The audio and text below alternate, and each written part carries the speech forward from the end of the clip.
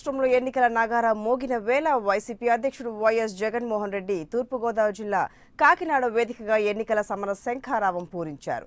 సమర శంఖారావం సభలో టీడీపీని ఎండగడుతూనే తాను అధికారంలోకి వస్తే ప్రజలకు ఇచ్చే హామీలను వివరించారు. సమర శంఖారావం వేదికపై నుంచి వైఎస్ జగన్ పార్టీ శ్రేణులకు దిశానిర్దేశం చేశారు.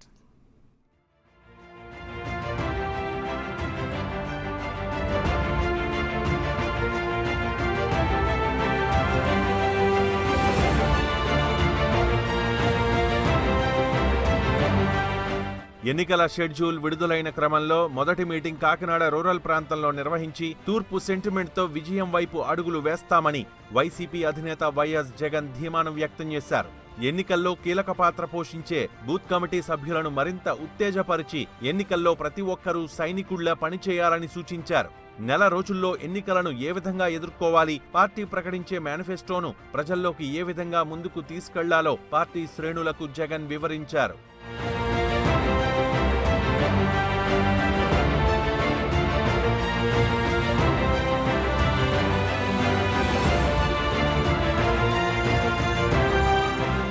కాకినాడలో నిర్వహించిన సభకు హాజరైన అధినేత వైఎస్ జగన్ కు వైసీపీ నేతలు, కార్యకర్తలు ఘన స్వాగతం పలికారు. జిల్లా వ్యాప్తంగా బూత్ కమిటీ సభ్యులు పెద్ద సంఖ్యలో సభకు హాజరయ్యారు. పార్టీని స్థాపించినప్పటి నుంచి వైసీపీ ప్రతిపక్షంలోనే ఉందని, అప్పటి నుంచి ఎంత నష్టపోయారో, ఎంత కష్టపడ్డారో స్వయంగా చూశానంటూ జగన్ అన్నారు. 9 సంవత్సరాలుగా మనమంతా కూడా ప్రతిపక్షంలోనే ఉన్నాం. అధికారంలో ఉన్నవారు ఎన్ని కష్టాలు పెట్టారో నాకు తెలుసు. మీరు ఎంతగా నష్టపోయారో నాకు బాగా తెలుసు. మీ ప్రతి కష్టాన్ని చూశా, మీ ప్రతి నష్టాన్ని చూశా.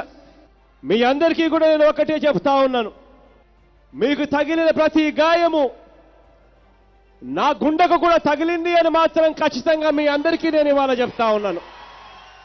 వైసీపీ సంక్షేమ పథకాలు అన్ని కుల, మత, వర్గాలు అనే తేడా లేకుండా రాజకీయాలకు అతీతంగా అందరికీ చేరేలా కృషి చేస్తానని హామీ ఇచ్చారు. ఎన్నికల షెడ్యూల్ విడుదలైన తర్వాత తొలి సభ తూర్పుగోదావరి జిల్లాలో పెట్టడం అదృష్టంగా భావిస్తున్నానన్నారు. బూత్ కమిటీ సభ్యులు ఈ 5 రోజుల్లో ఓట్లు ఉన్నాయో లేవో అనే దానిపైనే దృష్టి పెట్టాలని సూచించారు. బూత్ కమిటీల్లో ఉన్న మనమంతా కూడా ప్రతి గ్రామంలోకి వెళ్ళాలి, ప్రతి వార్డులోకి వెళ్ళాలి. ప్రతి ఒక్కళ్ళము కూడా 35 ఇళ్లకు ఒకరుగా ఉన్నాం.